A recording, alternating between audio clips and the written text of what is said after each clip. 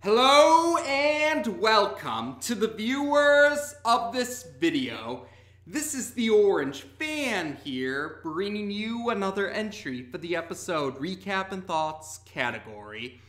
This video will be dedicated to the Funimation dub of episode 49 of Dragon Ball Super. We begin this episode where we last left off. Future Trunks is trying to attack Goku because he's mistook him for the evil Goku that he knows as Black due to post-traumatic stress disorder.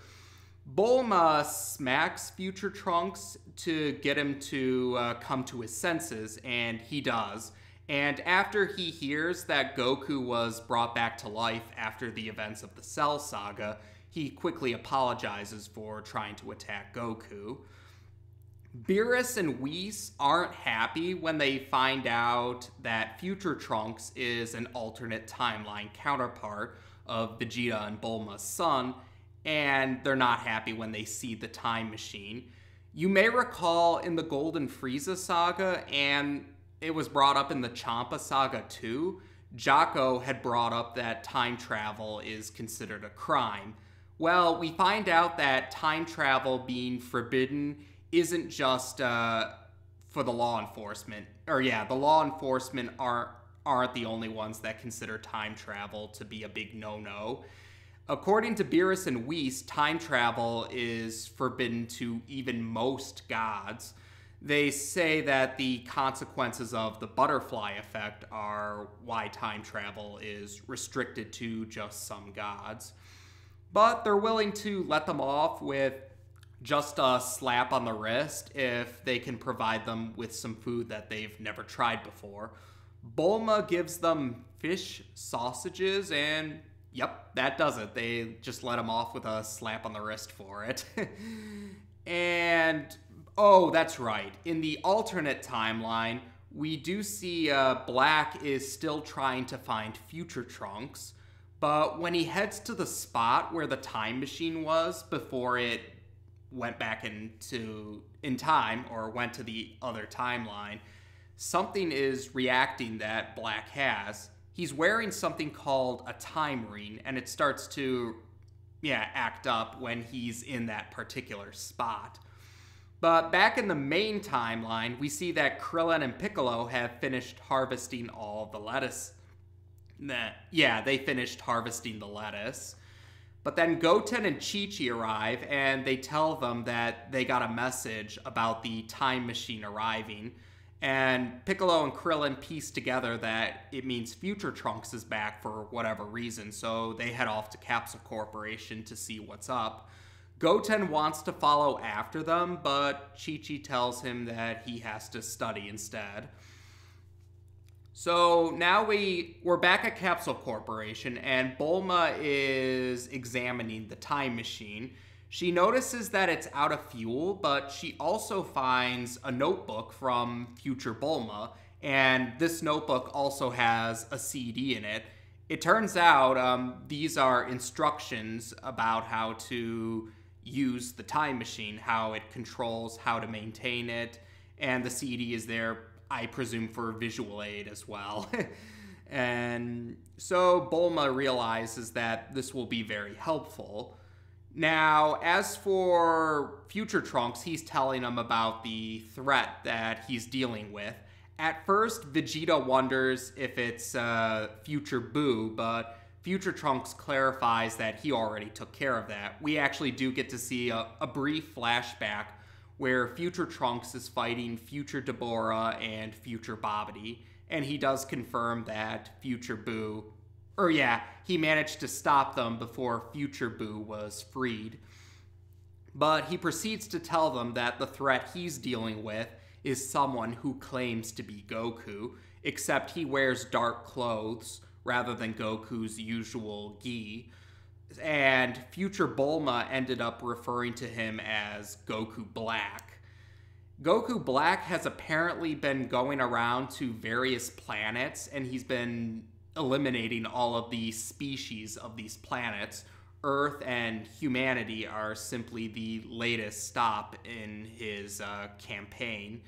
And Goku Black claims he's doing this all in the name of justice. And then Future Trunks recounts what we saw in the previous episodes before saying this is how he ended up here.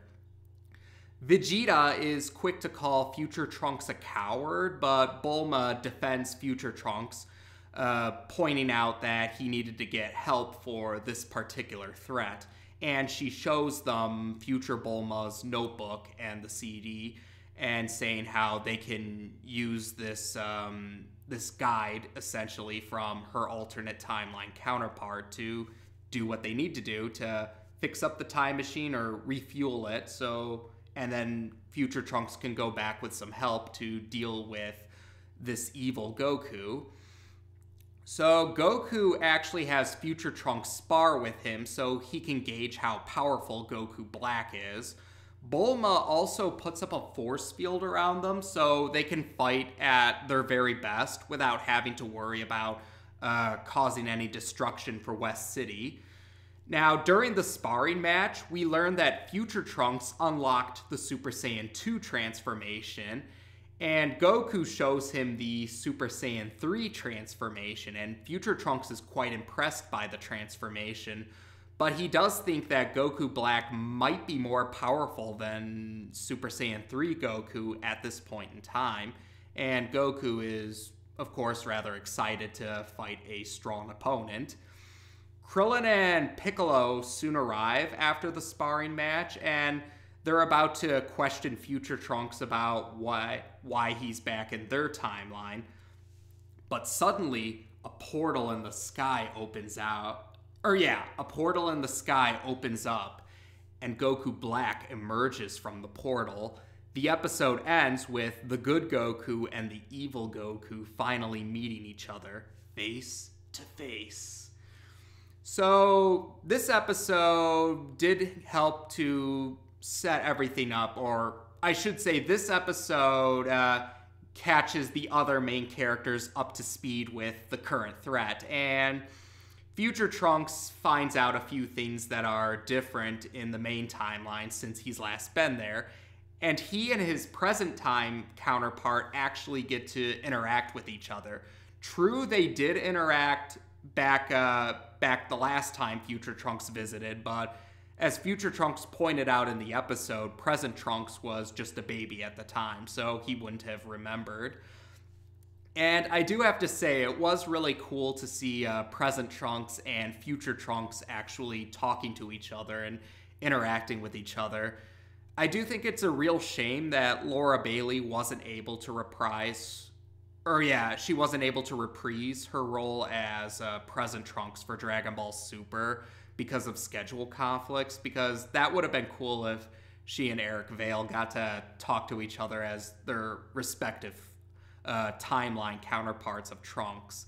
But Alexis Tipton still does a great job filling in for Laura Bailey, so again, this is a testament to how Alexis Tipton does a great job with Laura Bailey unable to reprise the role. So good job to Alexis Tipton. And the other cool thing about this particular episode was we actually got to hear about something that many fans have speculated about. What was Future Trunks' equivalent of the Buu Saga?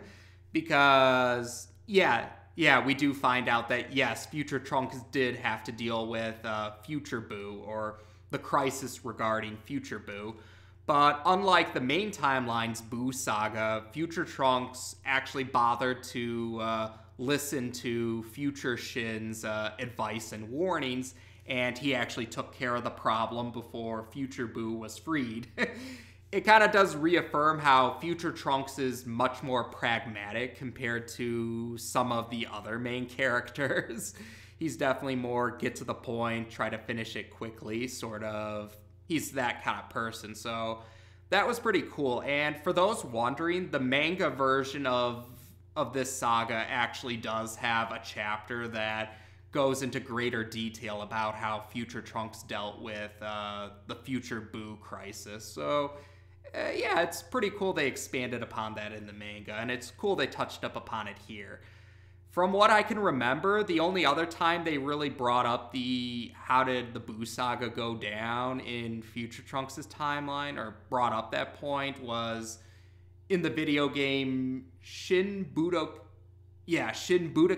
Another Road. That was the only other time that they really addressed that particular plot point. But it was cool they addressed it in Super as well.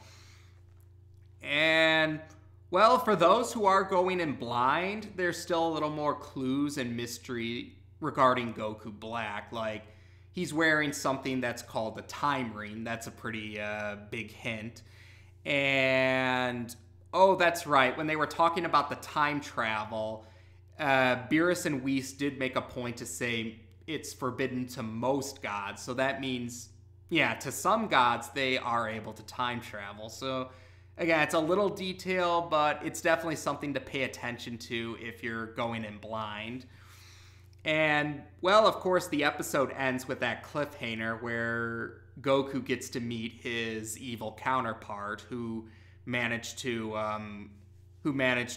find his way to the main timeline as well. So that means we're going to get a duel of the Gokus next episode, and yeah, I'm looking forward to that. It'll be interesting to see how Sean Schimmel kind of interacts playing both opponents, or yeah, both the fighters who are facing off against each other in the fight. It'll be pretty cool to see how he does that particular performance.